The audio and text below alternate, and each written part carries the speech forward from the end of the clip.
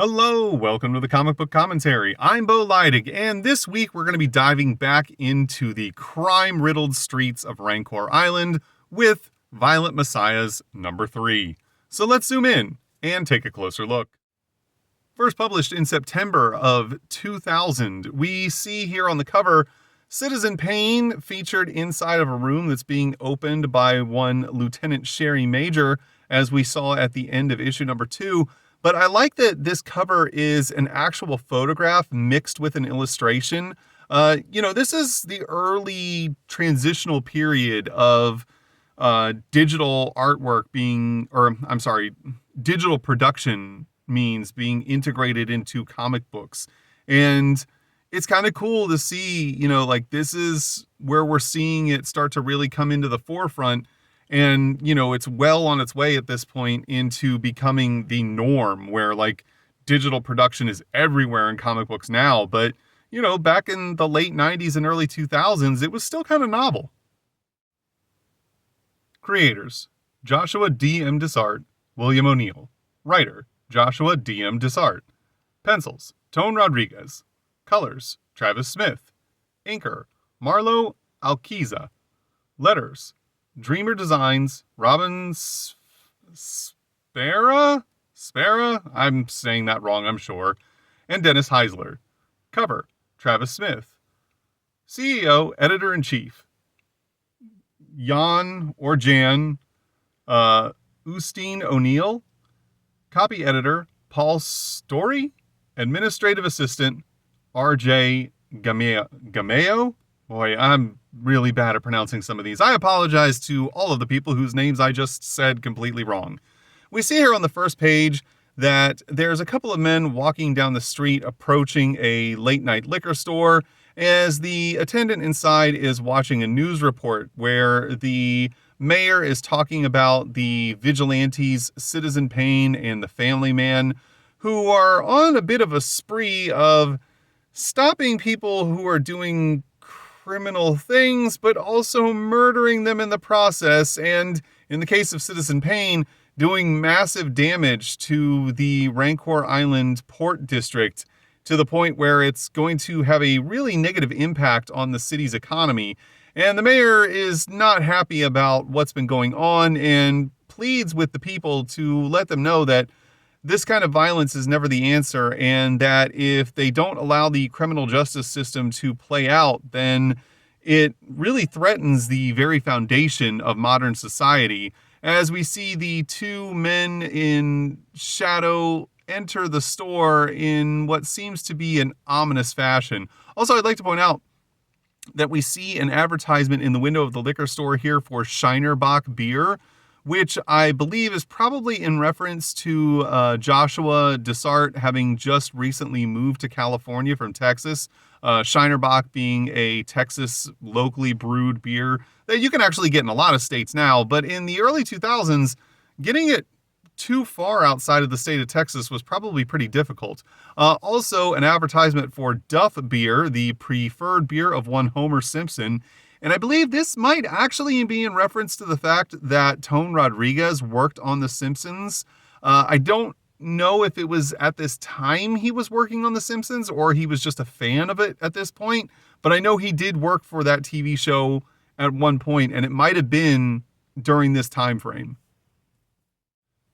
As the news report continues, one of the reporters asked the mayor if he is confident in Sherry Major's ability to lead the anti-vigilante task force that she's been charged with the command of. The mayor states that he has the utmost confidence in her abilities and states that she's also the most level-headed police officer he's ever had the honor of working with, and believes that she'll undoubtedly bring both Citizen Payne and the Family Man to justice. Meanwhile, the two men who entered the liquor store are indeed up to no good, as one of them pulls a gun and states that the clerk needs to hand over the money. The clerk, however, is not really in the mood for this, as he states, I haven't made anything all night, come on. And the man with the gun states, hey, let's talk, just give me all the money, old man.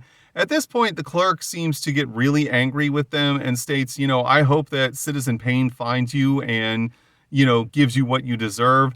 This enrages the robber, I guess is the best you could call him, as he kicks the old man in the chest, knocking him through a display of liquor bottles. And as he stands over him, his accomplice says, "Hey man, come on, let's, knock it off. We can get the money and get out of here. He's just some old guy." But at this point, the man with the gun decides that he's had enough of the old man's mouth and puts the gun to his head and pulls the trigger as we see blood splatter across the television screen. As the two men exit the liquor store and begin to walk down the street, the man without the gun is like, "Hey dude, what was that all about?" And his accomplice says, almost in a joking manner, "I got carried away." Because apparently that's what you call cold-blooded murder, getting a little bit carried away. Meanwhile, in another part of town, we see Sherry Majors enter the building that she lives in. And when she opens the door to her apartment, she is greeted by someone that she was not expecting to see, as we saw at the end of issue number 2. Of course, the shadowy figure waiting inside of her apartment is none other than Citizen Payne, as he is sitting in a chair already with a gun pointed straight at her. Sherry acts for a moment as if she's going to cooperate as she hangs her keys on the wall, but then immediately turns and draws her own gun out of her jacket. At this point, Citizen Payne draws his other pistol and tells her to drop her weapon, as he knows that she wouldn't hesitate to kill him this time. Sherry, of course, is now enraged by the fact that Citizen Payne is in her apartment and states, "You're in my apartment, get out." Citizen Payne remains calm, though, and states once again, telling her to drop her weapon. However, Sherry is still furious. She's like, "You didn't hurt me last time. You're not going to do it this time," almost as a means of calling his bluff, so to say. But Citizen Payne is like, who can predict anything? As we see Sherry raise her gun and point it at him, Citizen Payne now stands up once again with both of his guns pointed directly at her as the two of them face off in a game of chicken. And if someone gets a little bit crazy here, somebody's probably going to lose their life. So the stakes are rather high. However, eventually Sherry's confidence wanes and she drops the gun and puts her hand on her face, as it states up here in the little blurb in the corner that in the end, fear always wins with her. And of course, this is a reference to what we learned about Sherry back in issue number 1, that she has a deep-seated fear that she keeps bottled up inside of her and tries her best to never let her fear come to the surface and hide it from everyone around her. But when push comes to shove, the fear comes back up to the surface and overwhelms her. At this point, she basically begs and pleads with Citizen Payne, asking him to leave her apartment. He says soon, she says no, just go. But then he states, "You and I are alike, you're a killer." And she once again pleads with him to just go. And then she says, "I'm a police officer, I shot a guy in the line of duty and he didn't even die." And then Citizen Payne interrupts her and states, "No, I'm talking about the guy you killed when you were 16. Or, I'm sorry, when you were 19. You're a killer." And at this point, Sherry pulls her hand down from her face and her eye is open very wide at what she was just told by Citizen Payne. And she's shocked. She, immediately is like, "How on earth could you have possibly known that?" And Citizen Payne responds with a somewhat cryptic answer as he states, "I'm a demon who wanders through your thoughts and dreams because I have no dreams of my own. And, I am basically working for the scheme of powerful men." Sherry then is getting to the point where she's had enough of this. And she's like, "You wanted to talk with me last night in the alleyway. Is this how you do it? You come to my apartment and you hold me at gunpoint?" And then Citizen Payne responds by asking her a simple question: "Do you know poetry?" This only makes Sherry more angry as she states, "What? My God, you're the family man." At this point, she is still convinced that Citizen Payne is in fact the family man, having no idea that they are in fact two different people. Citizen Payne then tells Sherry that we were taught poetry as children. It's my father's love. And Sherry responds, "We." He then begins to tell her a story of a poem from a Bosnian poet who wrote a poem about a Napoleonic soldier who had been on a long march throughout the cold of winter. And then he suddenly comes across a peasant girl. And as he meets her and she bows before him, the entire landscape around them blooms with the new life of spring, and all of the flowers open up and the beauty of the natural world surrounds them.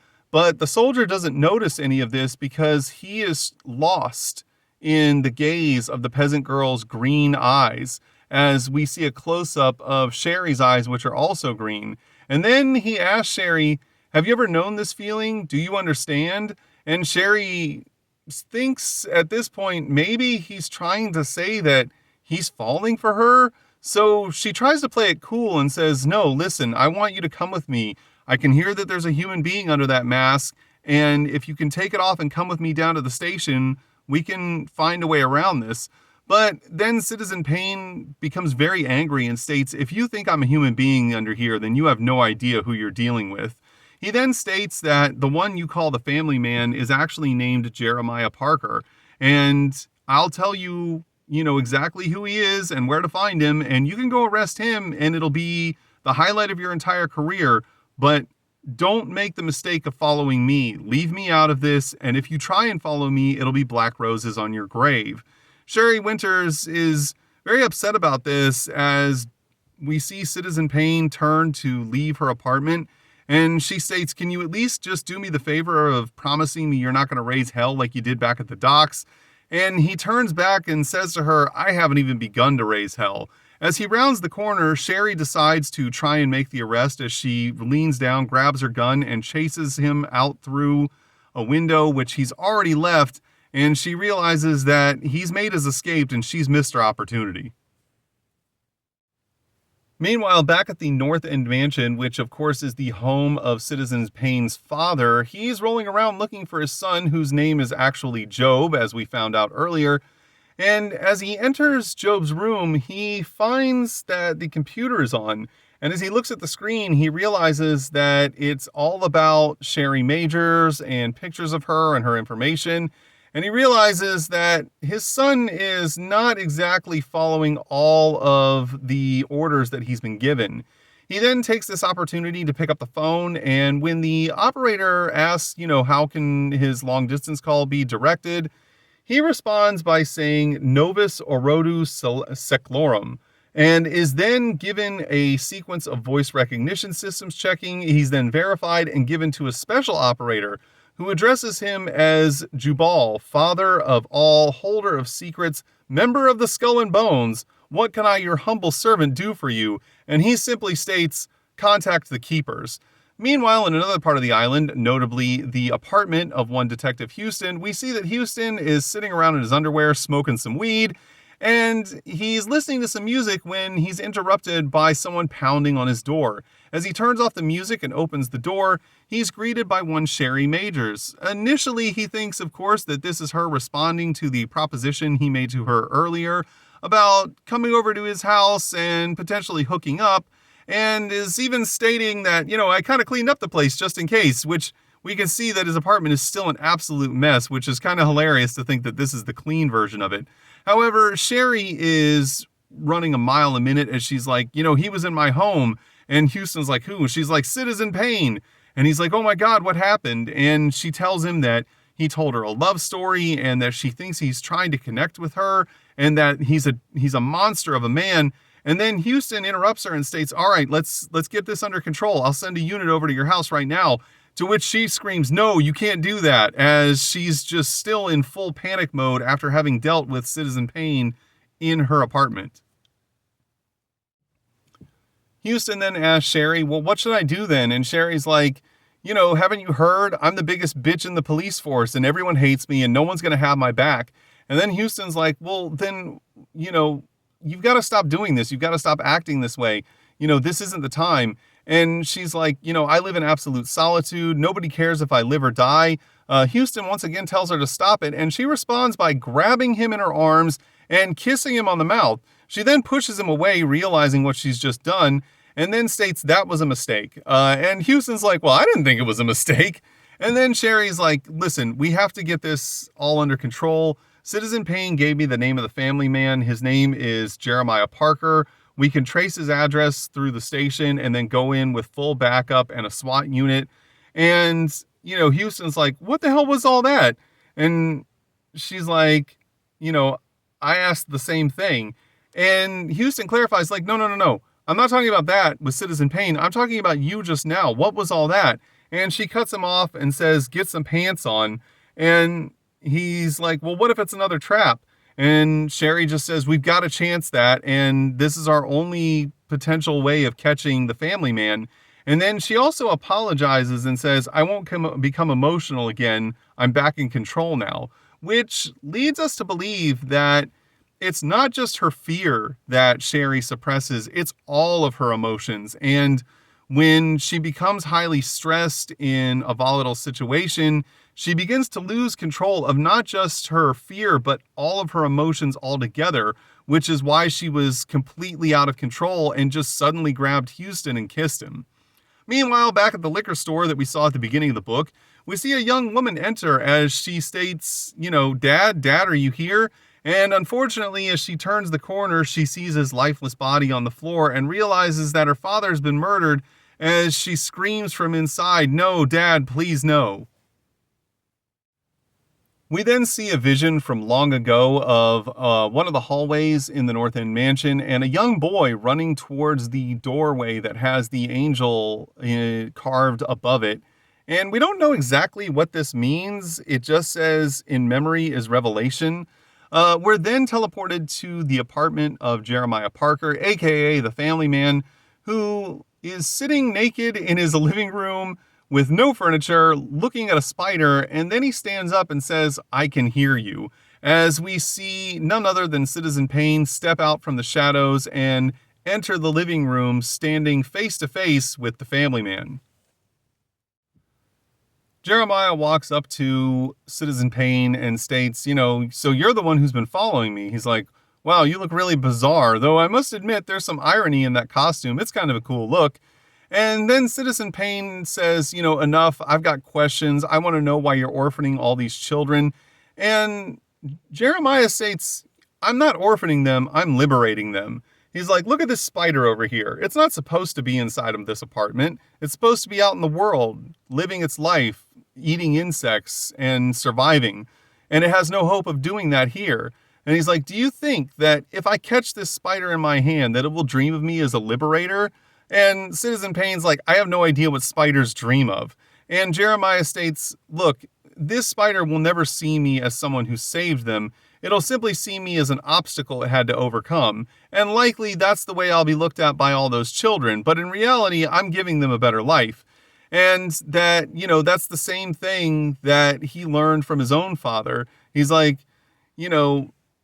do you like poetry? And he starts to go into a rant similar to the one that Citizen Payne, aka Job, gave to Sherry, as he's like, my father loved poetry and he taught me everything I know, and everything that hurts people he taught me.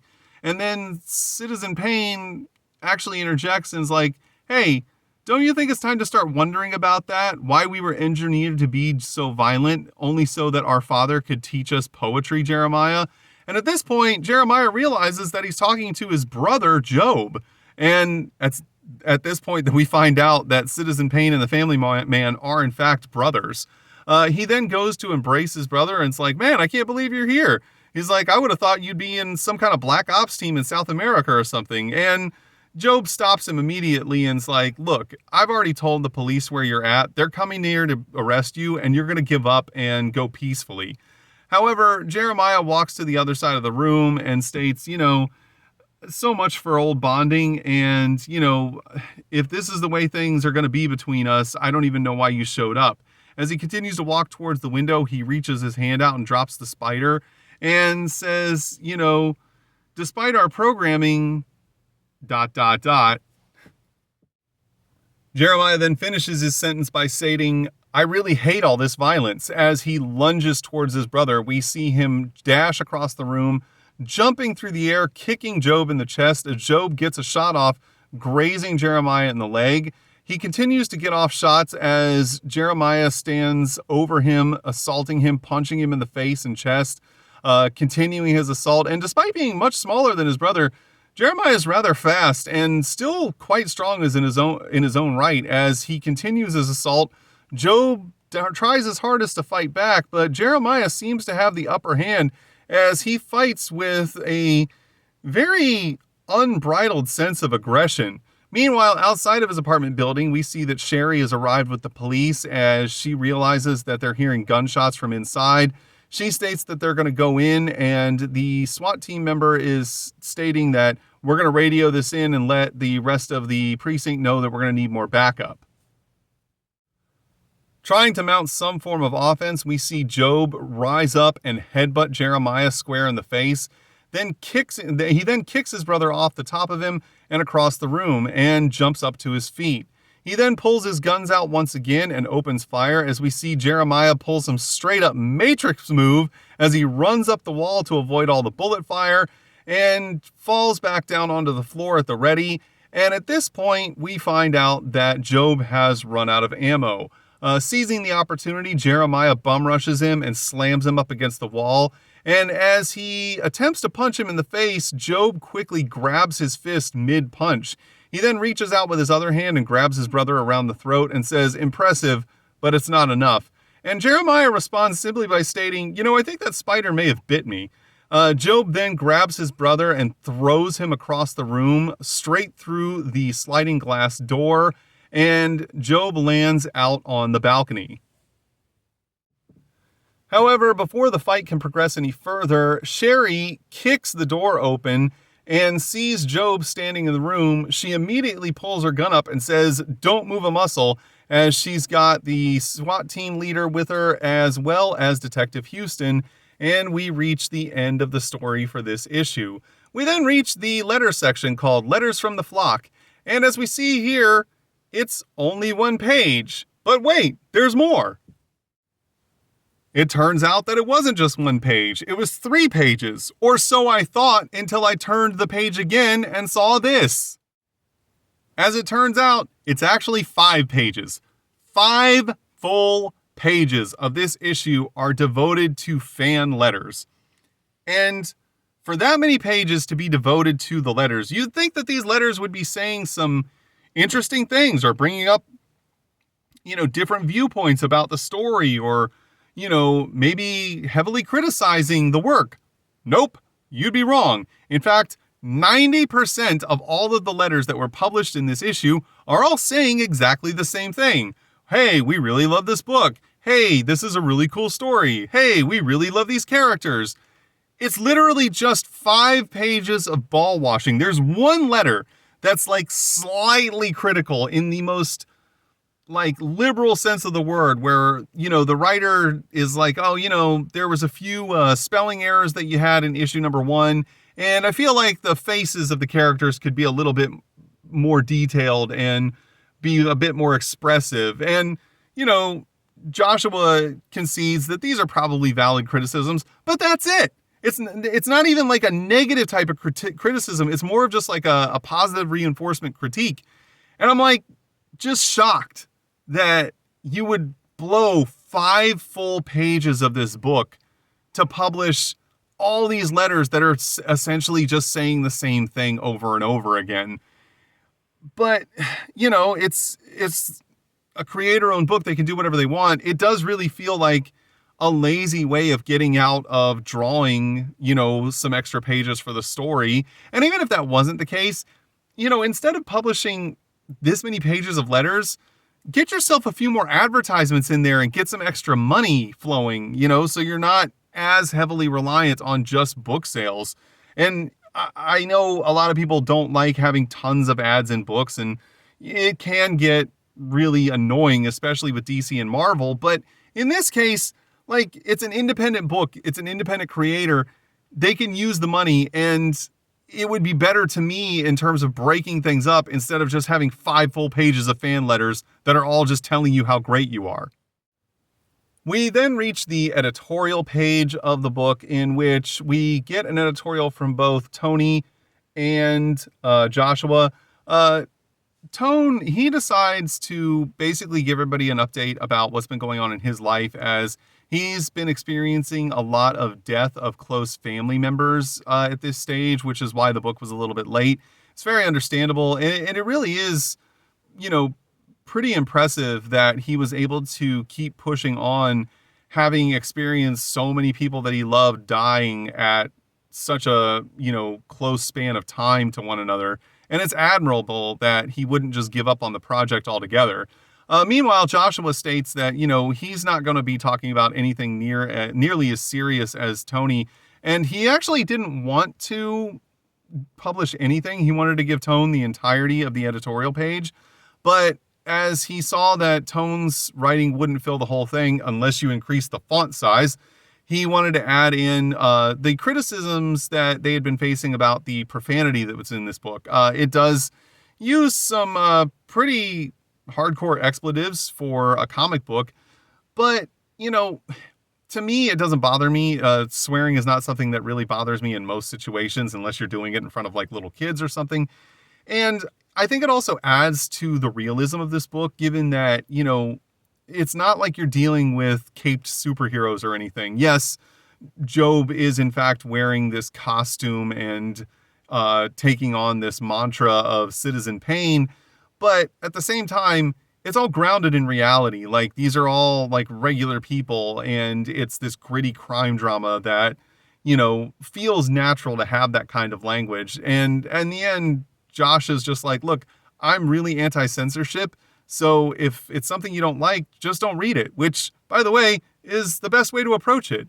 We then get an advertisement for Scene Pieces, which, as far as I can tell, is an art book by Travis Smith. And I've never seen this anywhere, but if I did, I'd like to at least thumb through it. I kind of like Travis's artwork, and I'd be interested in seeing, some of the stuff that he does that doesn't focus around violent messiahs. We then get a page of Image Insider, which is pretty similar to Image Info, but this one actually like spotlights some creators in comic books. In this case, the comic book series Echo, which I know I've seen Echo before, and I'm talking maybe, have one or two issues of this book. It's something that if I saw these issues, I'd probably pick them up just to have another series to go over with everybody on the channel. I'm sure it's interesting enough. It seems cool in its premise and all, but, it's just the idea of like coming across it in some back issues. And on the reverse inside cover, we get an advertisement for Nosferatu 1922, which, by the way, is a book I didn't even know existed. I do like the premise of it, though, being about the Nosferatu story, and also being entirely in black and white to complement the original film. That's a really cool little aesthetic touch that I think is pretty well done in this instance in terms of keeping with that original feel of the classic horror movie. And I kind of salute him for taking the chance on publishing a black and white book in the early 2000s when basically no one buys black and white books. Even to this day, they're really hard to come by, and very few people seem to be all that interested in getting them. And that was Violent Messiahs number 3. Overall, I thought this was a really good issue. I really like how much we learned about Job and Jeremiah in terms of the fact that they're brothers and that the two of them were raised to essentially be living weapons by their father, though we don't know the motivation for him doing that right now. And I also liked that we got a chance to learn more about the psychological profile of Sherry Major, as we learned that, it's really not just her fear that she's keeping bottled up, but all of her emotions, and that when she loses control, she like really loses control over like all of her emotional state and just starts to get completely, hysterical, for lack of a better word. And I think that's a really cool story point and character dynamic of hers, that in her quest to be this, incredibly strong, unbreakable person, she's also, incredibly fragile at the same time because of, putting herself in a basically unsustainable mental state. To me, it creates a really unique character for her and makes her way more interesting. But then again, these are just my opinions. Your opinions may be that it's a terrible character trait and you didn't care about the reveal of Job and Jeremiah being brothers, and you thought that the entirety of this story was really kind of boring and didn't have a whole lot in the way of action outside of the fight between Job and Jeremiah at the end. And if that's the case, it's okay because everybody's entitled to their own opinion. If you enjoyed today's video, please feel free to like, comment, and subscribe. And thanks for stopping by. Have a great day.